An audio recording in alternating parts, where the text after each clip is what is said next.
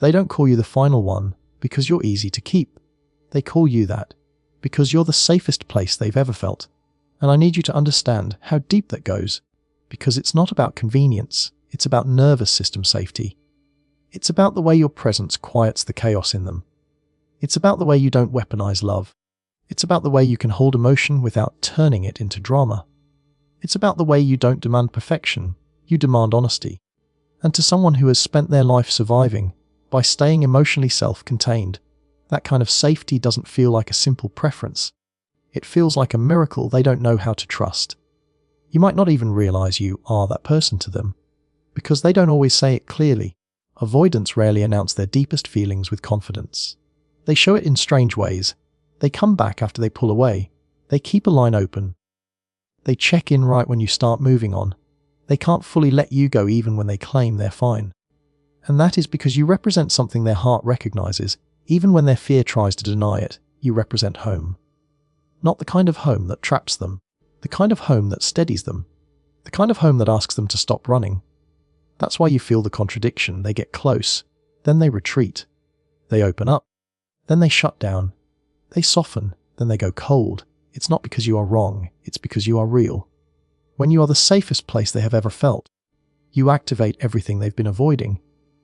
Your love touches the part of them that has been locked away for a long time. The part that wants to be held. The part that wants to trust.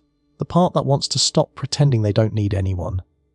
And when that part wakes up, their fear wakes up too, because safety is unfamiliar to someone who learned love through inconsistency, or pressure, or abandonment, or emotional unpredictability. So they test you, not always consciously, but the pattern tests you. They pull away to see if you'll chase. They go quiet to see if you'll panic. They get cold to see if you'll work harder. And when you do, it confirms to their nervous system that they still have control, that they can keep you without fully choosing you. But when you are truly the final one, you eventually stop playing that role. You stop being the one who stabilizes them at the cost of yourself. You stop offering your safety to someone who keeps leaving it. And that is when they feel it in the deepest way. Because losing a safe place doesn't feel like losing a person. It feels like losing peace. And listen, the reason you feel so exhausted is because being someone's safe place is not the same as being someone's partner. A safe place can become a role where you are always soothing, always understanding, always absorbing their fear, always making it okay. And you can do that for a while, because you have a big heart, because you love deeply, because you understand trauma, because you don't want to give up on someone you see potential in. But eventually, your own heart starts asking, where is my safety? Where is my softness being held? Where is my consistency? Where is my partner, not just my project? This is why the final one label can be dangerous if you don't understand it correctly. Because some avoidants will treat you like the final one in their mind, but not in their behavior. They will believe you are the safe place they can return to, but they won't build the relationship that protects that safety. They will miss you deeply, but they won't show up consistently. They will adore you privately, but they will still run when intimacy demands responsibility. And if you are not careful, you will mistake their emotional attachment for commitment, and you will keep offering your peace to someone who keeps borrowing it. But I'm not here to make you cynical. I'm here to make you clear. Being the safest place they've ever felt is not a weakness. It's a rare gift. It means you carry a kind of emotional security that most people don't know how to give. It means you are steady, not because you don't feel, but because you know how to hold feelings with wisdom. It means you can love without losing yourself, even if you've had moments where you forgot that. And the right person will not take that gift and test it. They will protect it. They will cherish it. They will show up to it like it matters every day. Because safety is not supposed to be a place someone visits when they're tired of chaos. Safety is supposed to be a home you build together. And building requires labor, not your labor alone, mutual labor. It requires someone who can meet your warmth with responsibility, someone who can match your consistency, someone who can handle intimacy without punishing you with distance. It requires someone who doesn't treat your calm like a resource they can drain, but like a bond they must honor. So if they see you as the final one, the safest place they've ever felt, then they will do something that avoidant fear hates. They will stay. They will stay in the uncomfortable conversations. They will stay when their nervous system wants to run. They will stay when your needs require effort. They will stay when repair is needed.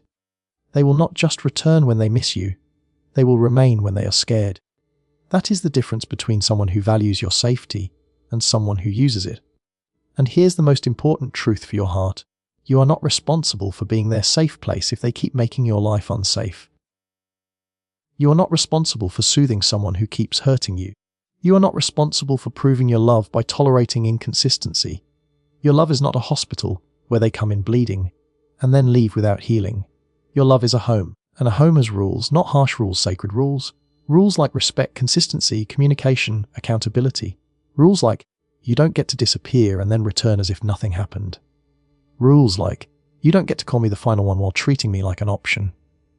Rules like you don't get my full access without earning my full trust. So yes, they may feel that you are the safest place they have ever felt, and that is why they think of you as the end game. But let that truth empower you, not trap you. Let it remind you that your love is rare, that your presence is powerful, that your steadiness is valuable. And if someone is lucky enough to feel safe with you, the price is not your self-abandonment. The price is their maturity. The price is their consistency. The price is their courage to stay. Because you were never meant to be someone's safe place, while you quietly become your own unsafe place. You deserve a love that makes you feel safe too. But being their endgame does not mean you accept half love. It means you require full maturity, full presence, and full accountability. Because a person can think you are the final one in their mind and still treat you like a convenience in their behavior. And I need you to hear this clearly, because so many people get trapped by the romance of that idea. They hear, you're the one, and they translate it into, so I should wait. I should tolerate, I should stay patient while they figure it out. But endgame love is not built on waiting, it is built on choosing, and choosing is not a feeling. It is an action repeated daily. Half love looks like affection when it's easy and distance when it's uncomfortable. Half love looks like beautiful moments followed by silence. Half love looks like a partner who wants the benefits of intimacy, but avoids the responsibility of intimacy. Half love looks like someone who reaches for you when they're lonely and withdraws when you need consistency. Half love looks like you being treated like home, but never being treated like a priority. And you can tell yourself 1,000 stories about why it's happening. You can call it fear, you can call it trauma, you can call it their attachment style. But the impact on your heart is the same. You are living in emotional uncertainty while being asked to call it love. If they say you are the final one, then the standard rises, not falls. It rises because final one is not a compliment, it's a commitment. It means you don't get to come in and out of my life based on your mood. It means you don't get to take space without communication and call it self-care. It means you don't get to shut down and then expect me to be soft the moment you return. It means you don't get to keep me in suspense while I keep giving you emotional access. Being endgame means you show up like you mean it, even when it's inconvenient, even when it's scary, even when your nervous system wants to run. Full maturity looks like someone who can hold discomfort without turning it into abandonment. It looks like someone who can hear your feelings without making you the enemy. It looks like someone who can take responsibility without turning defensive. It looks like someone who doesn't treat vulnerability like pressure, but like intimacy. It looks like someone who understands that love is not only about missing you, it's about protecting what you have with you. Because missing is easy. Regret is easy. Even longing can be easy. But responsibility is where love becomes real. Full presence is not constant texting, it is emotional availability. It is the feeling that you are not alone in the relationship. It is the feeling that when you reach out, you will be met, not punished. It is the feeling that you can speak honestly without walking on eggshells. Presence means they don't vanish when you need clarity. Presence means they don't go cold when you need reassurance. Presence means they can stay in the room when the conversation gets real. Presence means you are not chasing connection like it's something you have to earn. And if you are truly the final one, you deserve full presence, not occasional appearances. Full accountability is the thing avoidant patterns often resist the most. Because accountability requires them to face what they've avoided. It requires them to admit that they hurt you, not accidentally, not once, but through patterns. It requires them to admit that silence can be cruelty. It requires them to admit that distance can be betrayal. It requires them to admit that they benefited from your patience while giving you uncertainty. Accountability is not, I'm sorry you feel that way. Accountability is, I did that, it was wrong, and here is what I'm changing. Accountability is consistent follow-through, not a moment of emotion. And here's where you reclaim your power. You stop confusing potential with partnership. You stop falling in love with who they could be if they healed. You stop treating your devotion as a down payment on a future they haven't earned. Because being the final one doesn't mean you become their therapy. It doesn't mean you become their emotional training ground. It doesn't mean you bleed so they can learn. You are not here to prove you are lovable enough for them to finally stop running. You are here to be loved by someone who is ready to stay. This is why your standards are not cruelty, they are clarity. When you require maturity, presence, and accountability, you are not being demanding, you are being honest about what love needs to survive. Love cannot survive on chemistry alone. Love cannot survive on missing alone. Love cannot survive on apologies alone. Love survives on consistency, on repair, on communication, on emotional safety. And emotional safety is not optional, it is the foundation. If you are truly their endgame, they must be someone who can provide safety, not just receive it. You might feel guilty for asking for this, because you've been trained to think that your needs push people away. You might feel like if you raise the standard, they'll leave. But listen, if someone leaves because you asked for basic emotional responsibility, then they were never ready to be endgame with you. If someone calls you the one, but disappears when you ask for consistency, then they love the idea of you more than the reality of loving you. If someone wants access to your heart without the responsibility of protecting it, then they are not seeing you as final. They are seeing you as convenient. And yes, it hurts, because you want the story where they grow, where they realize, where they show up fully. And sometimes people do grow. Sometimes they do step up. Sometimes they do face their fear. But growth is not something you assume, it's something you observe. It shows up in how they behave when they are triggered. It shows up in how they handle conflict. It shows up in whether they do the work, therapy, self-reflection, real communication, real change, not for a week, but over time. Because endgame is not a moment. It's a pattern of choosing each other. So here is the truth you have to live by. If you are the final one, you do not audition for the role. You do not beg for the position. You do not tolerate half love to prove you deserve full love. You set the standard of full maturity, full presence, full accountability, and you let them meet it. And if they do, then you build something real. But if they don't, you don't collapse into chasing again. You don't bargain with your dignity. You don't lower yourself to keep them. Because the final one is not the person who waits the longest. It's the person who is valued correctly, consistently, and safely, and from this moment forward. You make sure your heart is only given to someone who can hold it with both hands.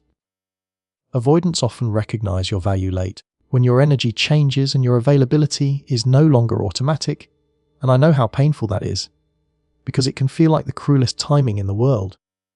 It can feel like the moment you finally stop bleeding for them is the moment they finally start seeing you. The moment you stop chasing is the moment they start hovering. The moment you stop explaining is the moment they suddenly want clarity. The moment you choose yourself is the moment they start acting like you were the most important person in the room. And your heart, because it's human, can start wondering, was this what it took? Did I have to become distant to be valued? Did I have to leave to finally be seen? But what's really happening is not magic, it's psychology. In many avoidant dynamics, their nervous system is wired to stay calm when they feel control, and to panic when they feel loss. When you were available, when you were reaching, when you were trying, when you were forgiving quickly, they had a kind of quiet certainty, the certainty that you would remain within reach. They didn't have to face consequences, because you kept absorbing them. They didn't have to fear losing you, because your love kept showing up even when they didn't. And that's not because you were wrong for loving. It's because you were loyal in a place where loyalty was being taken for granted. When you are always there, your presence becomes background. Not because you are boring, but because the brain adapts. The brain starts expecting you, and an avoidant who struggles with intimacy can start treating your steadiness like a guarantee, like something that will remain even if they don't protect it. They pull away and expect you to pull closer. They go cold and expect you to warm the room. They disappear and expect you to wait. And every time you do, you reinforce the belief that you are safe to neglect, safe to delay, safe to take for granted, because you will still be there to make the relationship feel stable again. Then one day your energy changes, not in a petty way, not in a revenge way, in a grown way, in a tired but clear way, in a way that says, I can't do this cycle anymore. You stop texting first, you stop chasing the conversation, you stop initiating the repair, you stop offering comfort to someone who keeps withholding consistency. You don't announce it with drama, you just become quieter, steadier, less reactive, and to a healthy person, that would be respected. But to an avoidant who has been using distance as safety, your calm withdrawal feels like danger. Because now they feel something they were avoiding, the risk of losing you. And the risk of losing you forces them to see you differently. Not because you suddenly became worthy, you were always worthy, but because their pattern was keeping them numb to the value they were receiving. When you were constantly available, they could assume you were a constant. They could take the softness without honoring it. They could receive the love without protecting it. But when your availability is no longer automatic, it breaks their sense of control.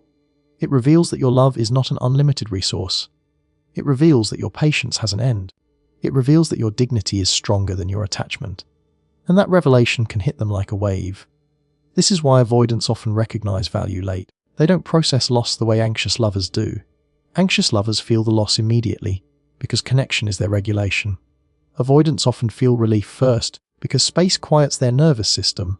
They confuse that relief with certainty. They tell themselves they're fine. They keep busy. They distract. They reset. But relief fades. Distraction fades. And eventually the quiet becomes loud, because the human heart is not designed to live without intimacy. That's when they start replaying. That's when they start remembering your warmth, your steadiness, your loyalty, the way you showed up, even when it was hard. That's when they start comparing, because other connections might be easier, but they are often emptier. And that's when the real regret begins, because they realize they didn't lose something average, they lost something rare. And they often come back in that stage. Not always in a clean way. Sometimes they come back as curiosity, watching, checking, hovering. Sometimes they come back as a casual message, pretending nothing happened, testing if the door is still open. Sometimes they come back as nostalgia, reminding you of the good moments, because nostalgia is safer than accountability. Sometimes they come back with a soft confession, I miss you, because missing you is easier than saying, I treated you badly, I took you for granted, I didn't protect what you gave me. And if you have a soft heart, that can pull you in, because finally, they're saying something real. But here is where your wisdom must step in. Late recognition is not the same as readiness.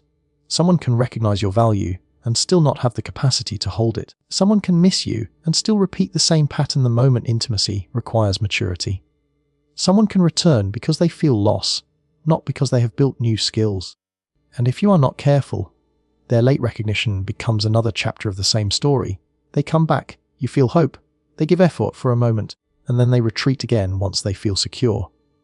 And that cycle is how hearts get exhausted, because you keep reopening wounds that never fully healed. So your job is not to be moved by recognition. Your job is to be guided by evidence. Evidence looks like consistent communication over time. Evidence looks like accountability without defensiveness. Evidence looks like repair after conflict, not disappearance. Evidence looks like a willingness to do the work, therapy, self-reflection, learning emotional tools, not just promising. Evidence looks like them respecting your boundaries, not resenting them. Evidence looks like them showing up in the boring places, the everyday places, where love is proven, not just in the dramatic moments when they fear losing you. And I know a part of you wants the story where they finally see you and it becomes beautiful. I know you want the game ending. But the real end game is not being valued late. It's being valued correctly. It's being valued while you are present, not only when you are leaving. It's being cherished while you are soft, not only when you become distant. It's being chosen without having to become a lesson. So when your energy changes and they start to recognize your value, don't let it confuse you. Let it confirm something, that your presence was always powerful, that your love was always rare, that your steadiness was always a gift. But also let it remind you of your new standard, that you will not trade your peace for temporary clarity, that you will not accept late recognition without consistent change, that you will not shrink your boundaries to make someone else feel comfortable again. Because the truth is, your availability should never have been automatic to someone who wasn't protecting it. Your heart should never have been on subscription. Your love should never have been treated like it would always renew no matter how it was handled. And if they recognize your value late, that's their awakening. But your healing is your responsibility, and your healing means you only give your time, your softness, your presence, and your future to someone who can recognize your value early and honor it daily. You are not here to heal their wounds by bleeding. You are here to be loved without earning it through suffering. And I need you to let that truth land in the deepest part of your chest. Because if you have ever been in an avoidant dynamic, you have probably confused endurance with devotion. You have probably confused patience with proof. You have probably told yourself that if you can just hold on through the cold phases, through the shutdowns, through the silence, through the mixed signals, then one day you'll finally be rewarded with consistency. And that belief sounds loyal, it sounds romantic, it sounds strong, but it is also the exact belief that keeps you trapped in a relationship where your needs are treated like a problem and your love is treated like a resource.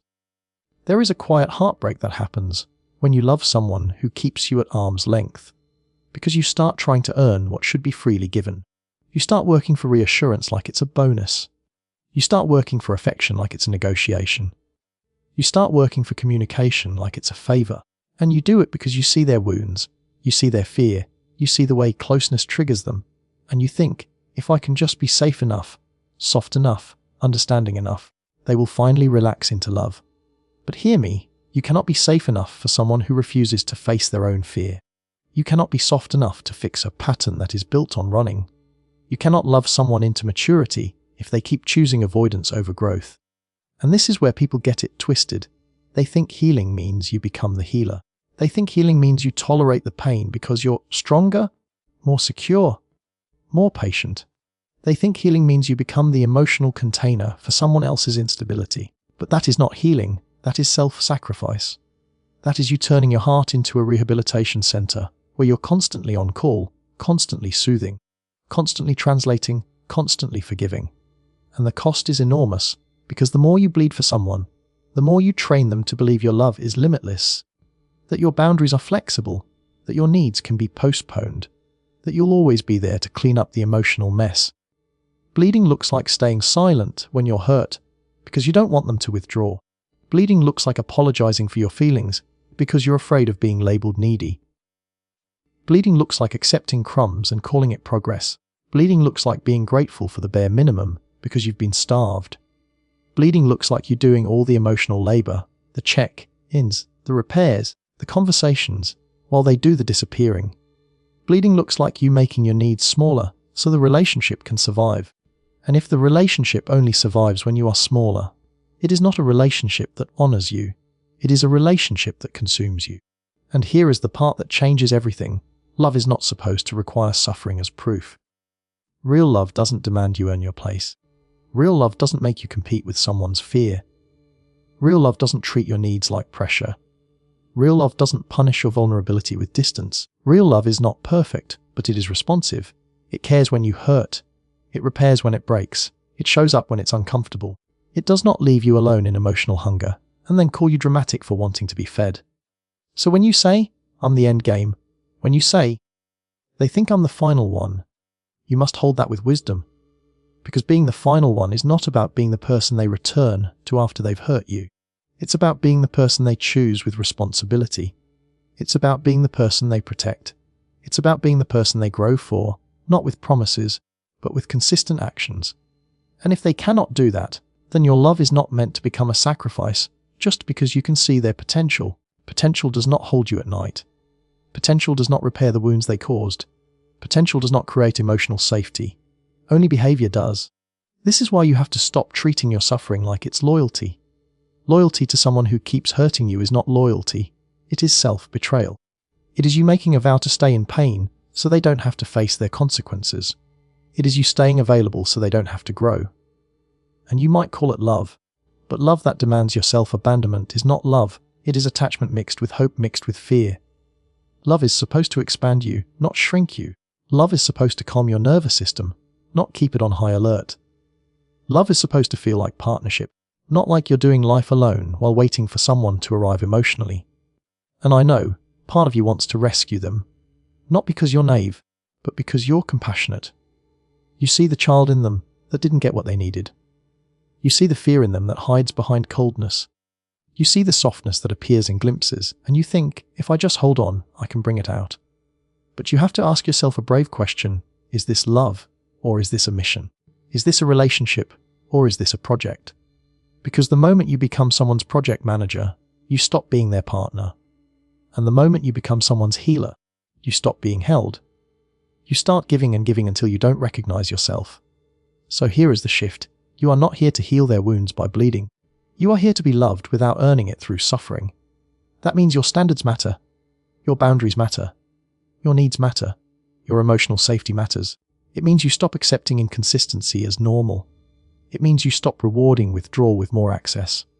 It means you stop reopening the door just because they knocked. It means you require maturity, presence, accountability, not as a punishment, but as a requirement for love. Because love without responsibility is just emotion. And emotion without responsibility can destroy people. And if they truly think you are the final one, then they will do the thing that proves it. They will meet you with consistency. They will respect your boundaries. They will repair what they broke. They will show up when they are triggered instead of disappearing. They will choose courage over comfort. They will invest in growth, therapy, learning, honest communication, not to keep you trapped, but to build something healthy. Because the final one is not kept by longing. The final one is kept by action. And if they cannot do that, if they keep expecting you to bleed so they can feel safe, then you do the most loving thing you can do for yourself. You step back. You stop sacrificing your heart for someone who is not protecting it. You stop calling suffering a sign. You stop waiting for a version of them that only appears when they fear losing you. You choose the kind of love that doesn't require you to disappear to be valued. The kind of love that doesn't require you to become hard to protect yourself. The kind of love that meets your softness with respect. Because the end game is not being the person they finally appreciate after you're exhausted.